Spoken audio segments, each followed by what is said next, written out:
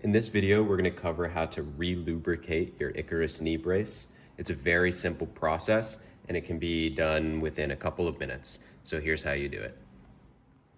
What you'll receive from us is a small vial of natural beeswax and mineral oil. And the goal is for us to put this underneath the tensioning element of the brace right here in the hinge area. So let's go ahead and get our beeswax heating up so it's nice and easy to apply underneath those tensioning bands on your brace. Like I said, the easiest way to do this is to just use some hot water and plop the vial into that hot water and give it a few minutes. You may want to rotate it every so often. It's been about 2 minutes and we can see that our beeswax and mineral oil is more or less completely viscous here and will be very easy to apply to the brace.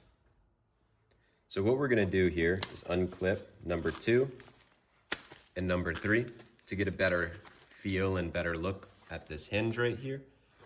Then using something such as a small flathead, a pick tool, a Allen key, anything like that, what we're going to try to do is get underneath this band just a little bit, like so, and lift it up.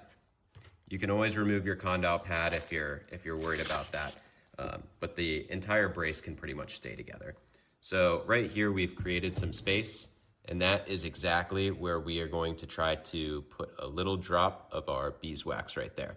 We're going to put it as far down on the top frame and on the bottom frame of both sides. All right, let's crack open that beeswax. Keep our brace in flexion, just like this. Take that little vial and just give it a few squeezes. This does not need to be exact. If you do too much, it'll start coming out the sides. If you do not enough, it's not going to cure the squeak or properly lubricate your brace. While you're setting this back up to do the bottom or the other side of the top, you can go ahead and just drop that vial back into your warm water. So let's set up to do the bottom frame. It's going to be the same thing here, where we're just going to pry this open just a little bit to create a tiny bit of space right there in the band. Now for the bottom, it's going to be the same process. You've got that space here, and you're just simply dropping this right beneath the band. Right there. Perfect.